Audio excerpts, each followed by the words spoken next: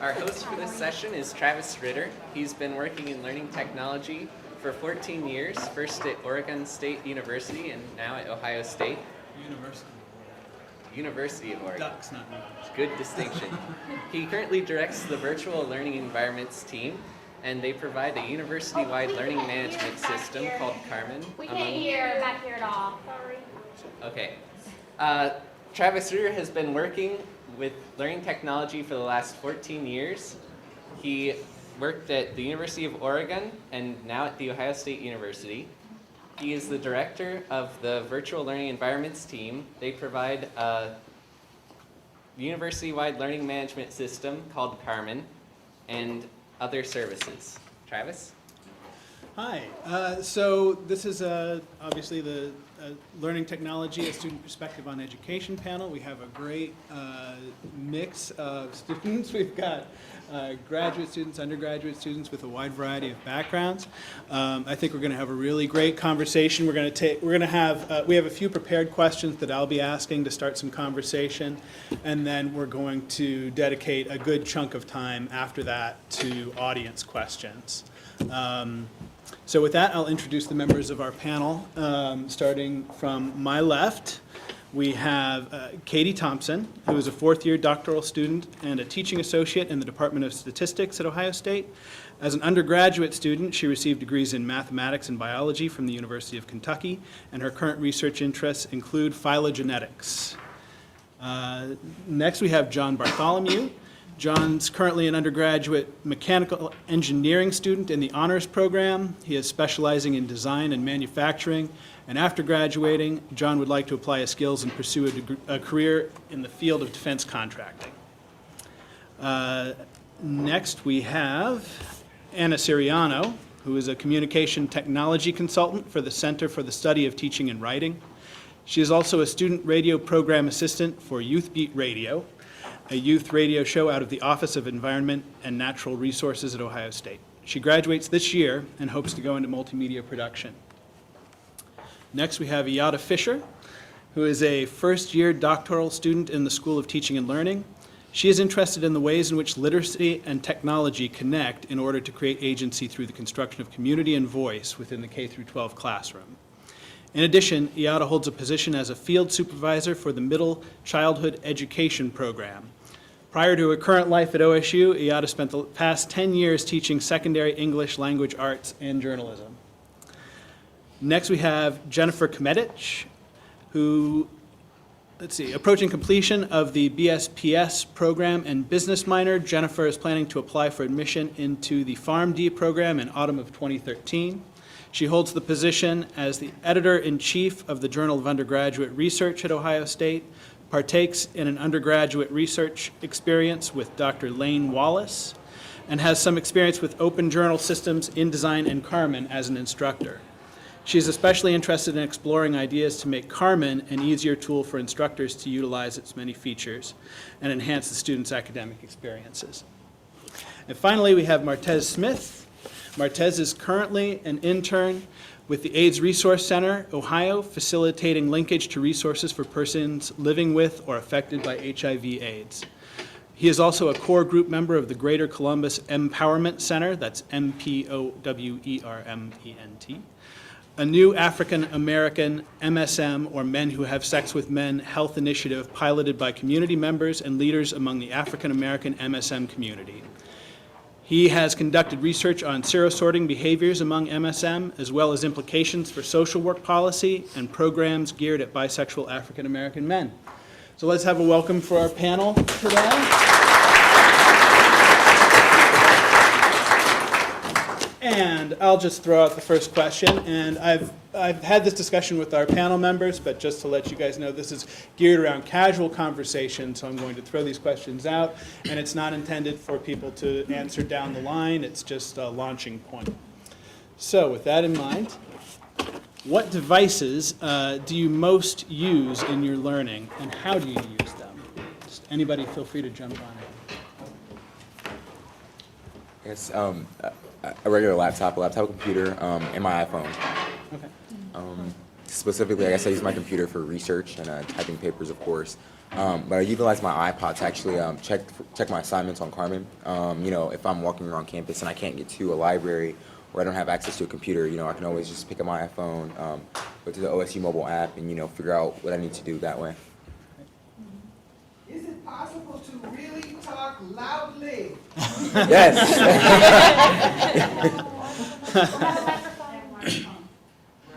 If there's a mic up there, why are you using it? Otherwise, shout. Yeah. So there are no microphones except for the recording, so we are going to have to use our voices the best we can. Yeah, I've taken advantage of like the OSU mobile app too, and yeah, a laptop, I usually use that, but it's like, it kind of is terrible to lug that to class every day. So yeah, mobile phones more so. I sometimes use my e-reader, but not as much because there's some conflicts with like, you know, page numbers and things like that, because I'm an English major, so there are some problems with that still, but those are usually the tools that I use. I'd say most often I would use my laptop. As an engineering student, all the software that we have to use, it just doesn't run on mobile systems. So either I'm using the laptop at home or I'm in the computer labs using their computers to run the software. So there's no real system yet that's mobile enough to run the powerful programs such as Autodesk Inventor, MATLAB, and other programs like that. And just unless anybody wants to jump in with other devices, what are some of the challenges that you have using mobile devices on campus? Sometimes hotspots. Lately, it's been harder to find places to get access to the internet. I remember like last year and the year before that, I used to be able to go out on the Oval and be able to hook up to the internet without any problem. It was like the entire campus was a giant hotspot. Now I'm starting to have trouble with that. But I have heard that we've been increasing the amounts of hotspots in order to improve that situation. But since so many people are using the wireless now these days, it's getting harder still to find that access. I definitely agree with that, and I know that it takes a long time sometimes for my OSU wireless account to authenticate. Oh yeah. So Especially lately. right, Yeah, lately, and yeah. so I'm thinking, okay, by the time this authenticates, it'll be 2050, and I don't need it anymore. Right. So then I end up connecting to AT&T, but I don't feel as safe because it's not secure. So yeah. And then in some areas, I know like out on agricultural campus, I don't know if they have any internet access out there for students. And so I do a lot of work out there for like my job, and I can't get any internet there. So I'm like taking, you know, notes on like my phone. If I have to look up something up, I'll have to use my phone. So I guess getting it all around campus would be nice.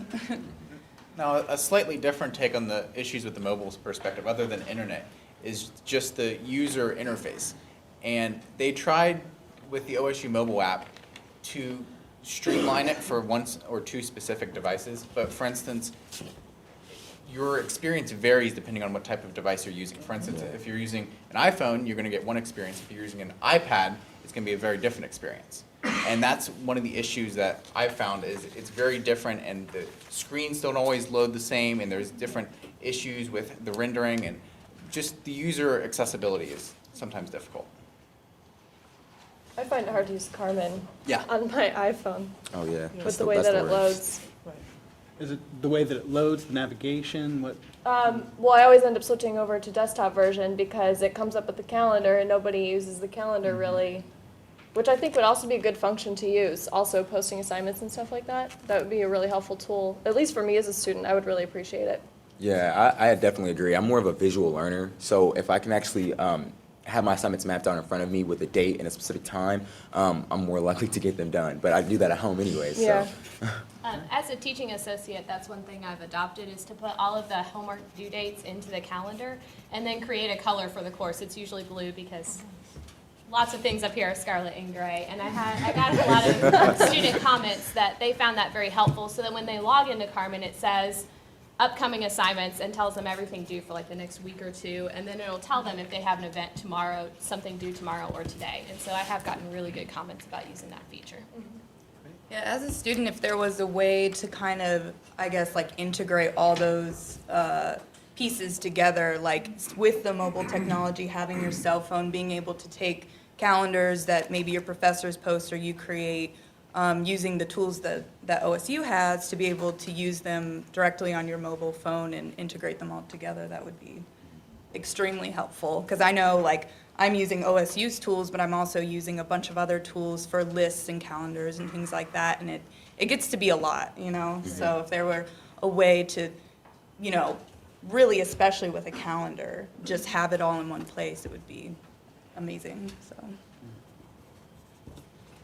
Okay.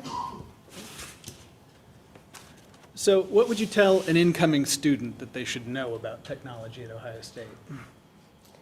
I want to mention something real quick. My freshman year, I had a really hard time finding my way around campus because of how big it is. And so I would always I finally got my first iPod Touch, and I would always use the map function on there because it would be able to show you where you were and how to get to your classes, and you could search up the campus buildings too, and it was really helpful. So that's something that I always like to recommend to a little freshman I know. I always like to recommend people that they get familiar with Buckeye Link and Carmen. Even to this day, I still have a little bit of trouble navigating Buckeye Link, you know, trying to find exactly where do I find a degree audit, or, you know, how do I pull up this audit, or how do I see my grades for this quarter. It can be really difficult. I agree with that, and the sooner they get familiar with that, the sooner they can take advantage of all the features. Because, for instance, you mentioned the degree audit. I didn't even know about that until my academic advisor was like, oh, just run a degree audit. I'm like, well, what's that? And the more familiar with Buckeye Link that they are, I think the more successful they'll be also. Mm-hmm. Yeah, I don't know how many students I've ran into that I've asked, like, so how far along are you, you know, with completing school? And they're just like, I have no clue. And I'm like, run an audit, you know, like I'm checking that thing every quarter. But some people just don't even know it exists. So I think that's like a really important part, Buckeye Link and Carmen, so. Just in case, for people from other universities, Carmen is the campus learning and management system, which is Desire to Learn based. And Buckeye Link is based off of the student information system, which is PeopleSoft.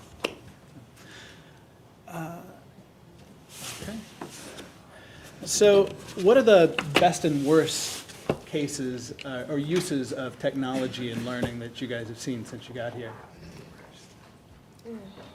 I think personally, I always get kind of annoyed when when just videos are overused. Sometimes I feel like, especially in lecture situations, professors feel like they're gonna throw in a video like from a DVD or something in order to break up the session.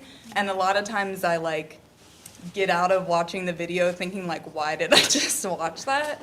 So I think that kind of makes me cringe every time. And then just the overuse of PowerPoints. Oh yeah.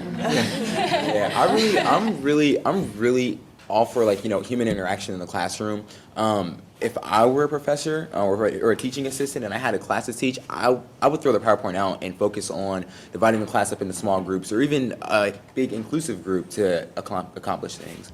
Especially with the science classes, doing the problems Yeah. in class would be extremely helpful because it's all the tests really are. When you mentioned class interactions. One of my favorite systems that I've found on campus is the Turning Point clicker system. And what I like about it is I can be in a class of 200 students, and obviously the professor can't interact with all of them. There's just not time, it's just not feasible. But with the Turning Point clicker system, what he can do is on his PowerPoint, he can put up questions. And then as students, we can pull in and then interact. And that gives us instant feedback of whether or not we're getting the question right. It allows the professor to see, well, are the students grasping this concept? And not only that, but professors can also use the clickers for grades. So they can see who's coming to class, who's actually paying attention to answer the questions. And it gives a lot of feedback for both the students and the professors. And I would think that would also make you feel more inclined to want to pay Yeah. attention also. And you're not just instead of sleeping. just zoning off and daydreaming, you know. Your engineering classes, do you have a personally assigned clicker, so you have the same clicker throughout your term? That's correct. You guys buy them?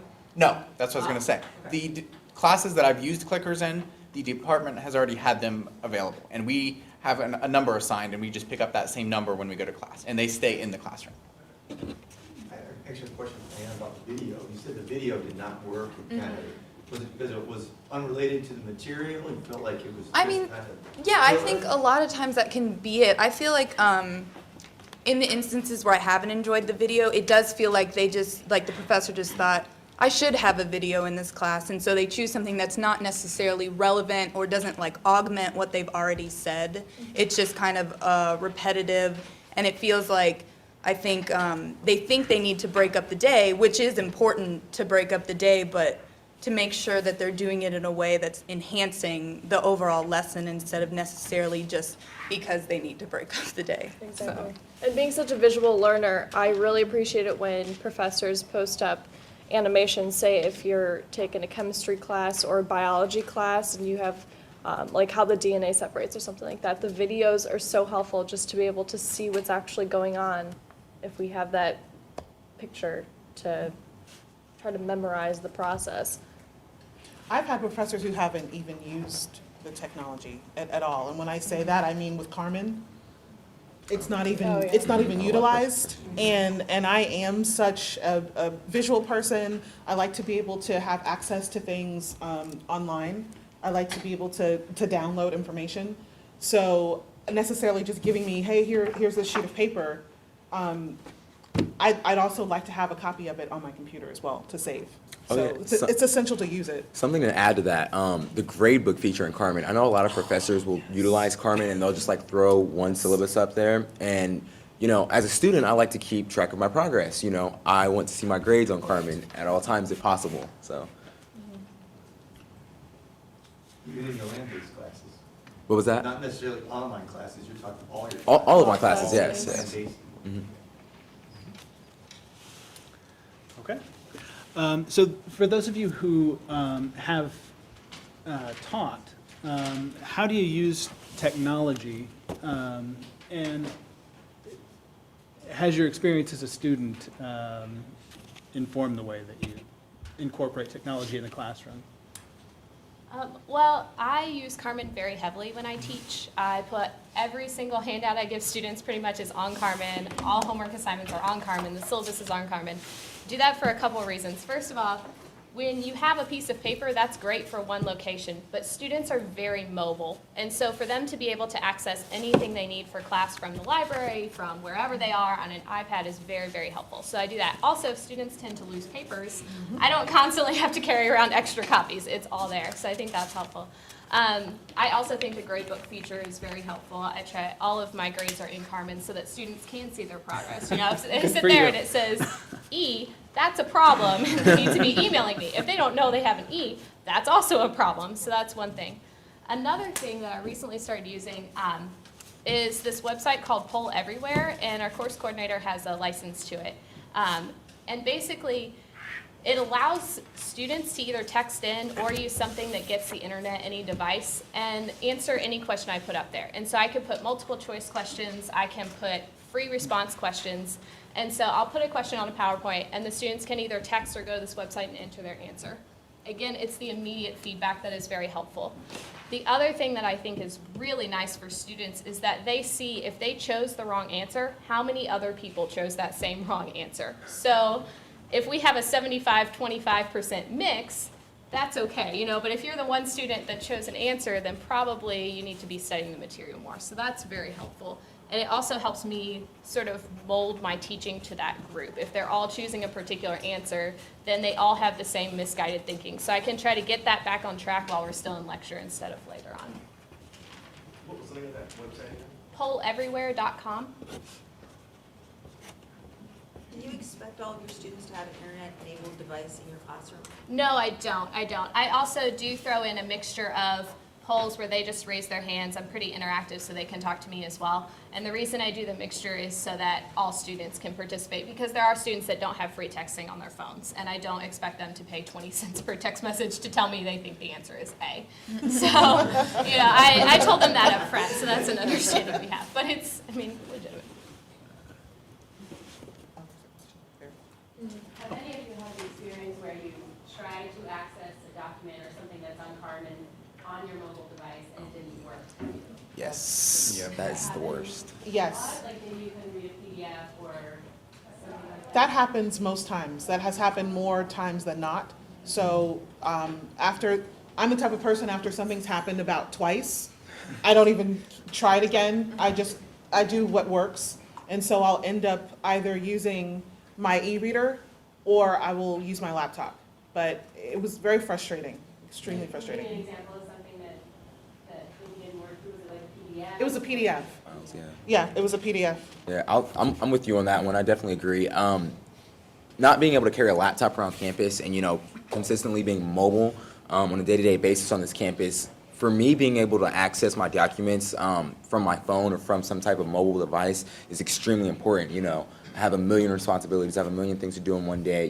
I don't want to worry about not being able to access my syllabi. So.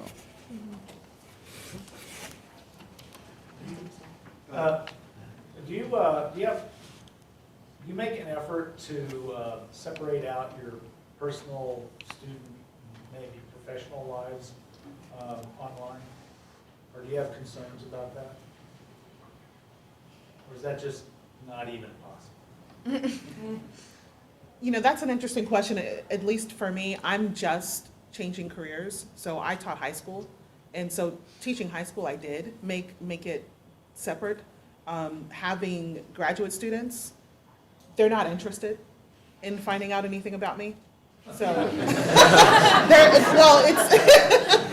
they're not. So I don't have to worry about them trying to add me on Google Plus or anything like that. So is that what you mean, like with your personal persona on? Right. They're not even interested. My high school students, and I'm thinking maybe someone who's taught undergrad students, they may be a little more interested, but my students aren't.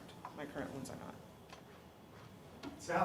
Just from your blank looks, it looks like you're not concerned about it. Yeah, I guess.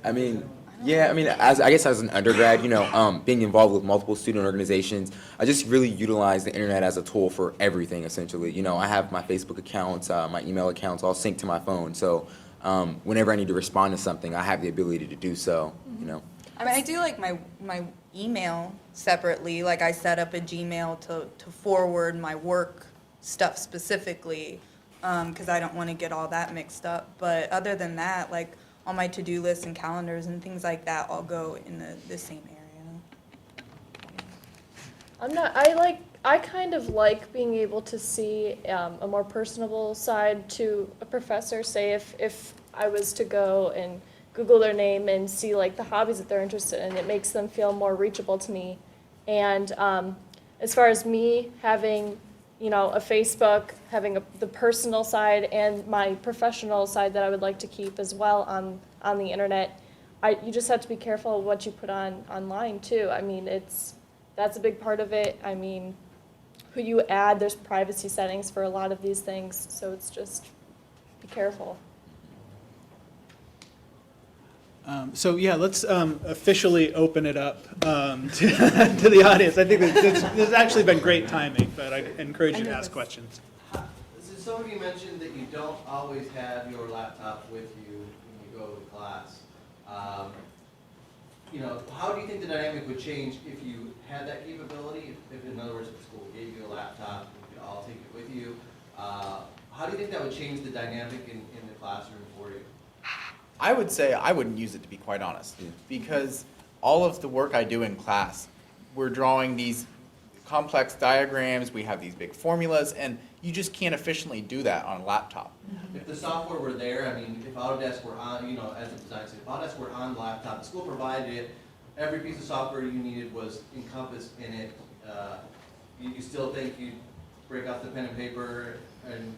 To be honest, I probably would. It's more, I don't have to worry about reliability. I know a pencil's always going to work The paper is always going to take it. I don't have to worry about battery. I don't have to worry about Cords. I don't have to worry about charging it. I don't have to worry about, well, if there's no internet connectivity, and it just works. And I know there's some software systems that are capable of utilizing input that's very complex, for instance, formulas, diagrams, but I just prefer the paper and pencil.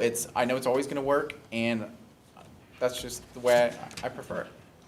Yeah, even when I was back in high school, my teachers let me bring my laptop into classes, and not very many other people did that. And I continued to do it in my freshman and sophomore years of college.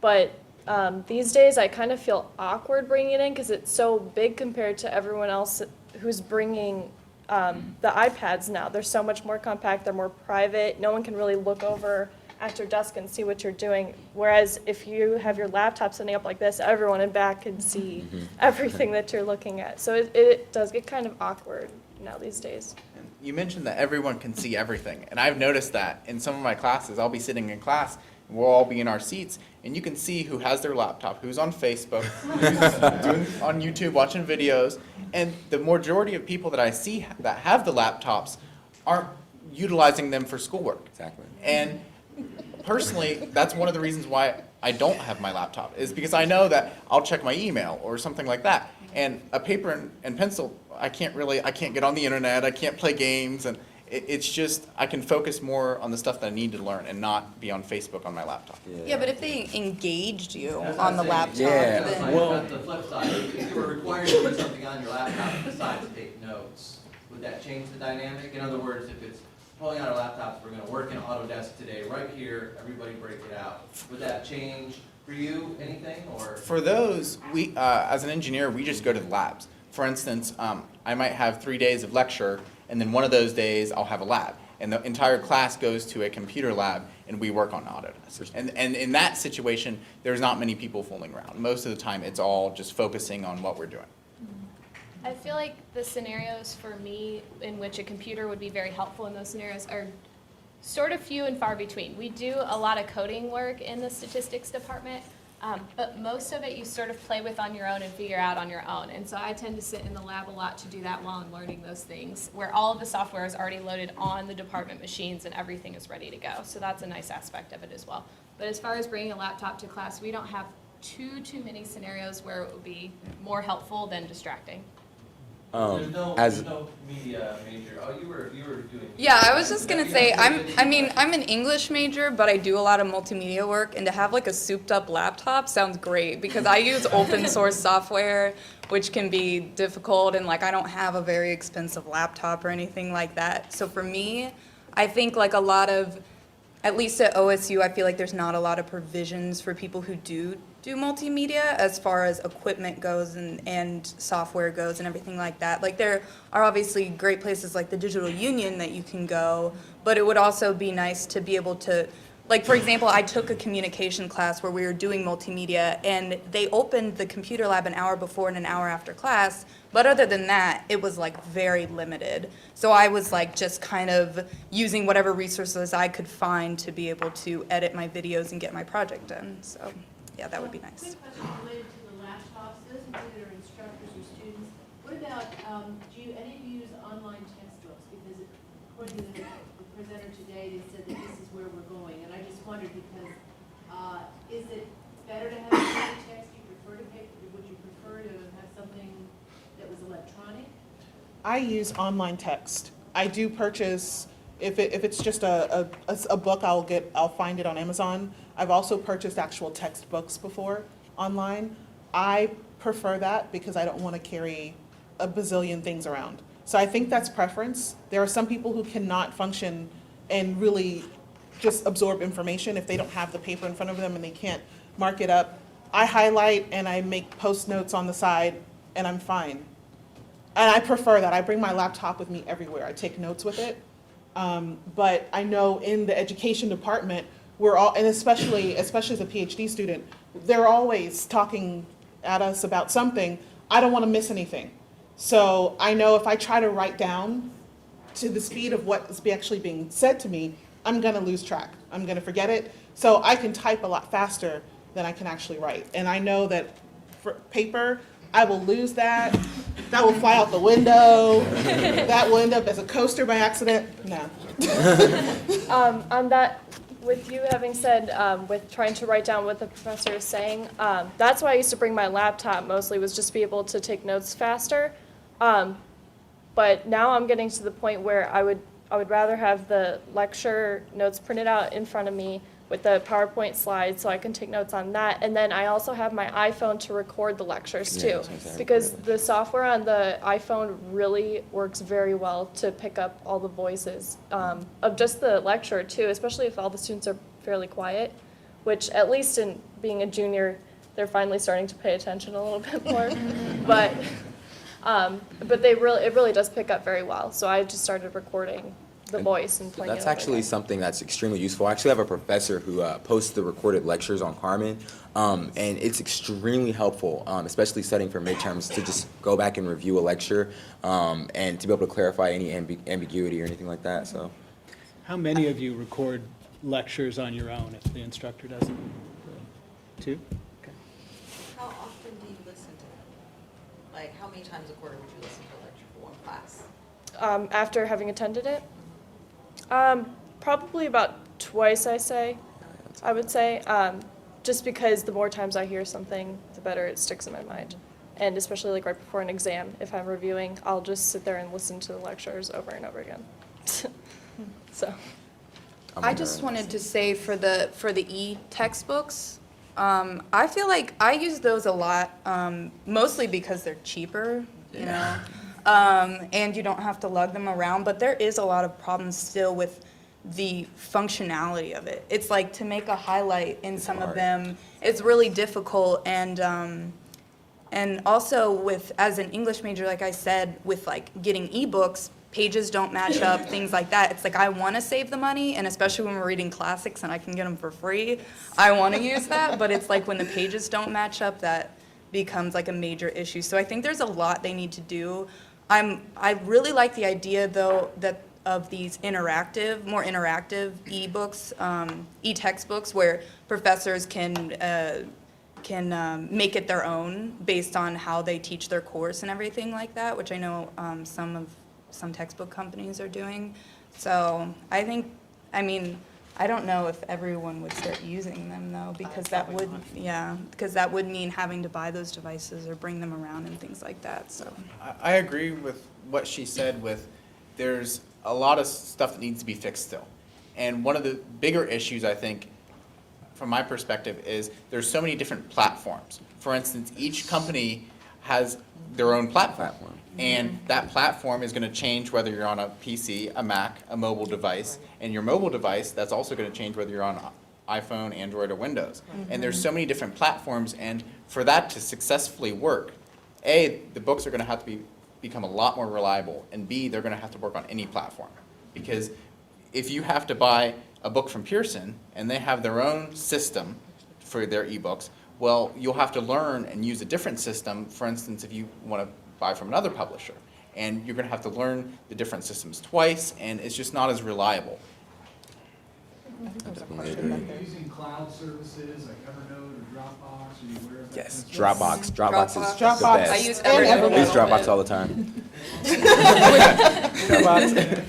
no, cloud stuff is. Providing those kinds of services, or is it adequate to have Dropbox? If you want to collaborate with classmates or something, does it make sense to see like if everybody's using Dropbox or whether everyone's using Evernote or Google Docs or something like that? Or Yeah, is that something you wish the I've university- actually found like Google Docs and Dropbox to be extremely helpful, not only in the classroom, but like in organizing my student organizations as well.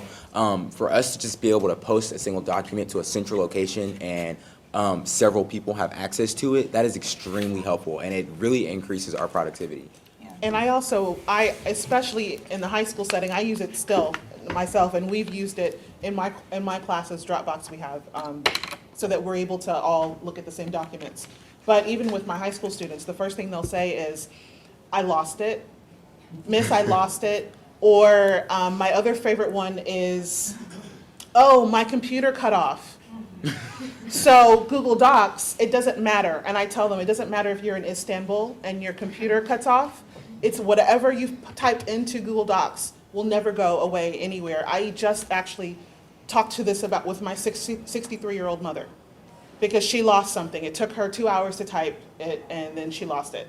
So I think that all three of those that you mentioned, Evernote, Dropbox, and Google Documents, definitely. And What is Evernote? Any, What is Evernote? I'm it's not like you familiar. you can go to certain websites and stuff and highlight, and then it saves it Oh. to your computer. You create lists as well. Oh, okay. And it syncs, yeah. But he asked you whether you think OSU should provide the service. So that would be sort of a more OSU-centric service of that sort. I kind of feel like maybe they should kind of promote what's already out there.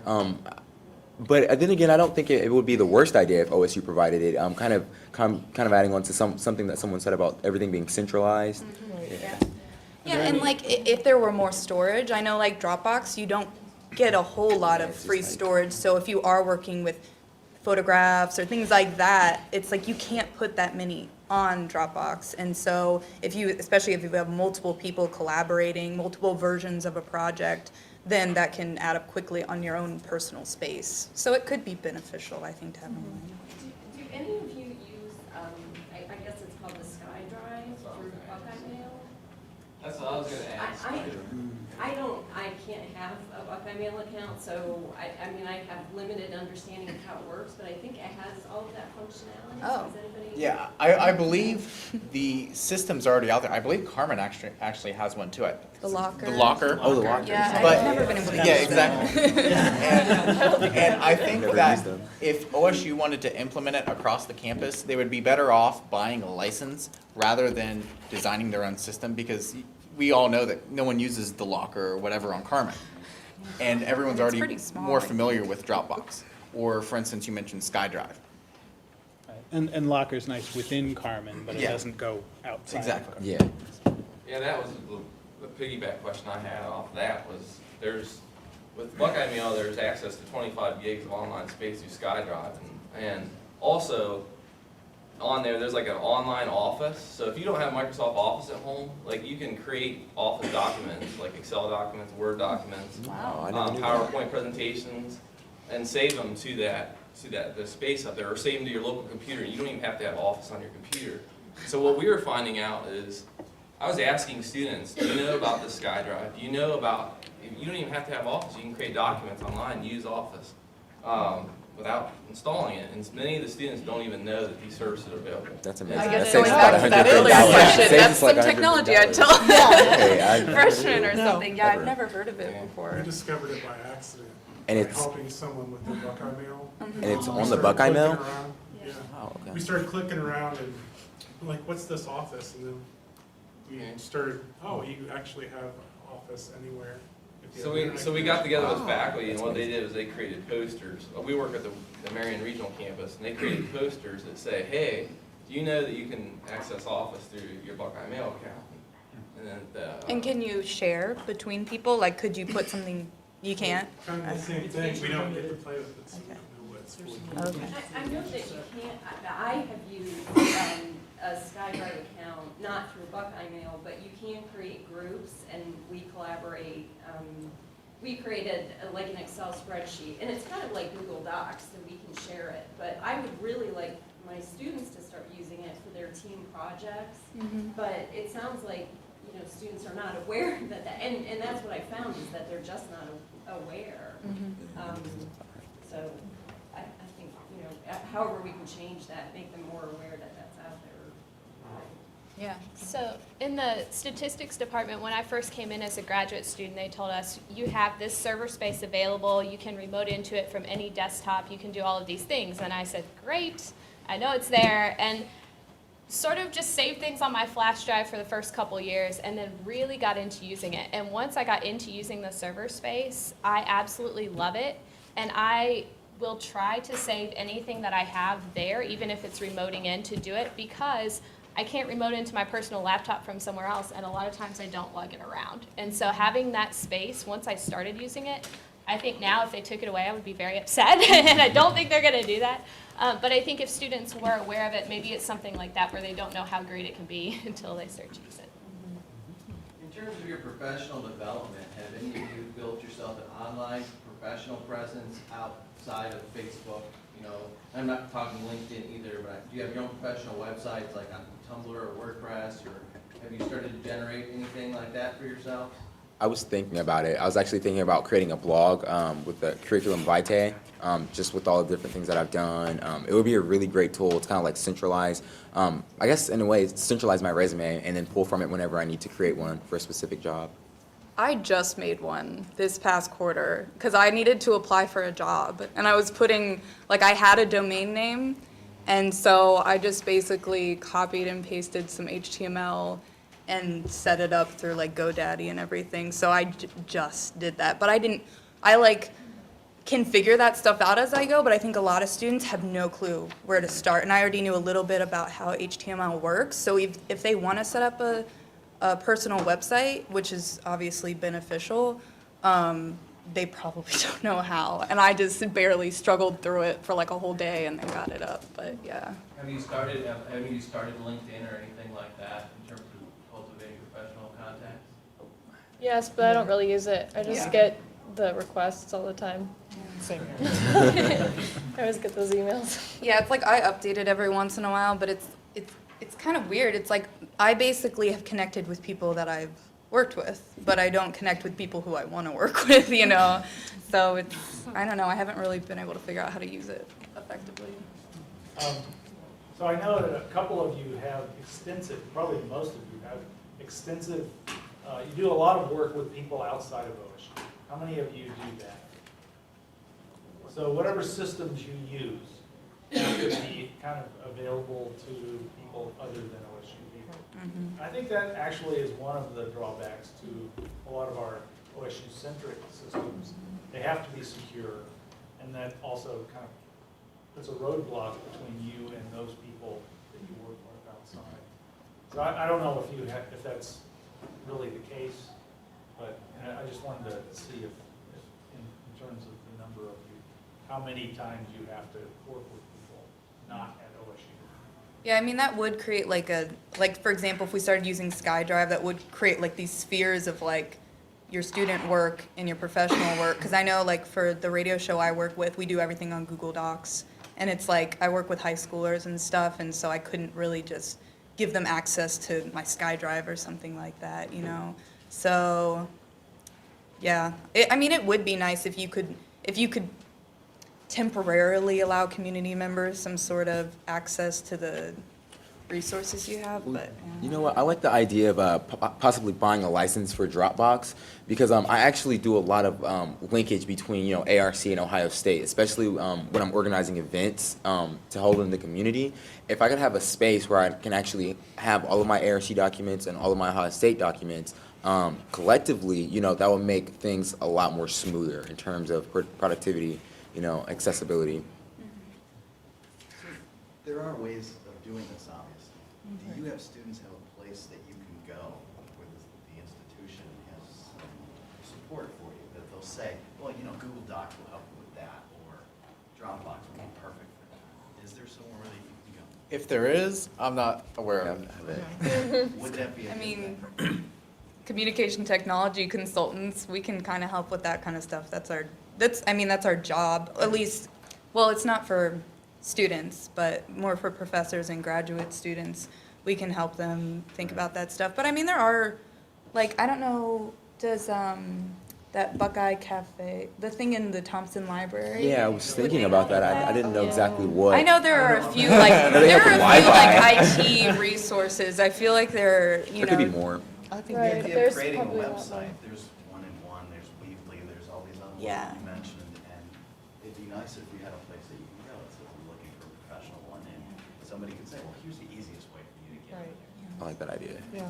I mean, possibly even like the Yonkin Success Center might have resources like that. The problem with OSU is it's so big. There are so many resources, you just don't know.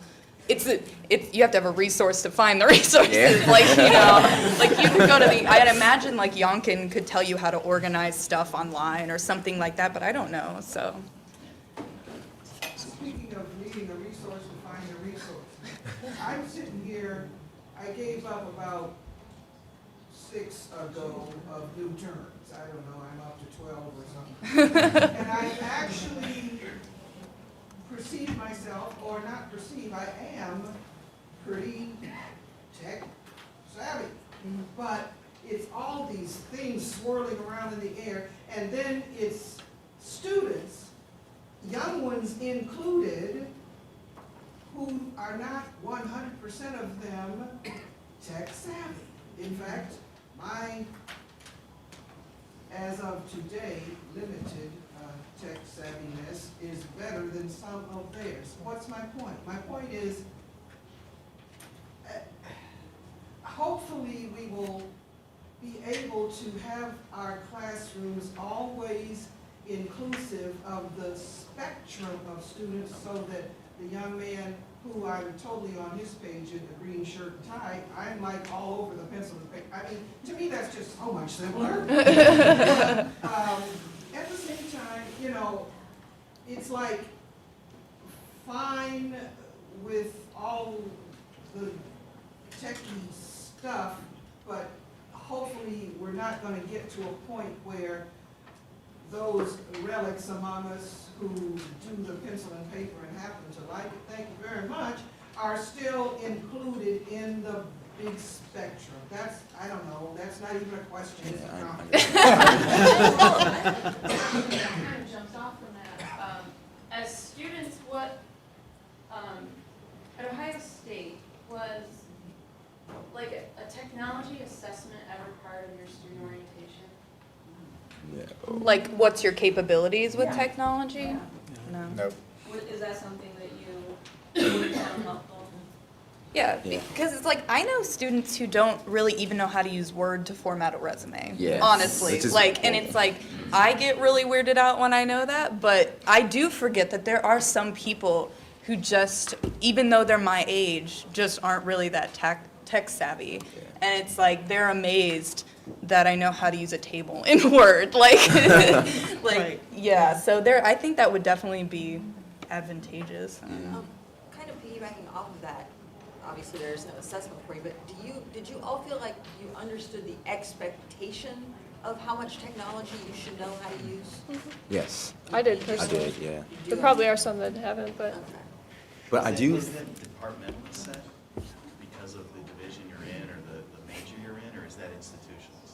For me, it was my department. The Department of Social Work requires us to use APA format, and it's something that they actually teach to us during our freshman and sophomore years. But this is something that I kind of wanted to add on to your comment. I'm not to change the subject, but I kind of like what you were saying about technology. I kind of feel that there are those of us who kind of value the pen and paper, or the actual tangible aspect of learning more so than the technological aspect of it. And I also feel that technology should be utilized in a specific way that doesn't degrade human interaction. I find a lot of individuals today simply have no social skills because they're so invested in technology, you know. And as professors and as a student leader, I find that I need to be careful with the specific technological connections that I make, if that makes sense. That's why I get scared when I hear more and more of these like online courses and things like that. I think there's like definitely an important part to being in the classroom and even making it more interactive. Like, I do feel like I go into class, it's like people aren't necessarily very social. They have their iPhone and they're on their iPhone the whole time, and I think you see that more and more with people our age, and it's unfortunate. So. I do just want to jump in and say we have about 2 more minutes, so probably time for maybe 2 questions. I wanted to, since you mentioned the online, I was just curious. We don't have Carmen, we have a different system at my institution. I was just curious, besides the grade book and the calendar, which you already mentioned, what are some features, or what are some things that profs are doing that really help you out as a student? Whether it's, you know, like you said, posting assignments on the calendar, what are some things that you've seen, or some things that you'd like to see students do in the course management system that would help you out? Students or professors?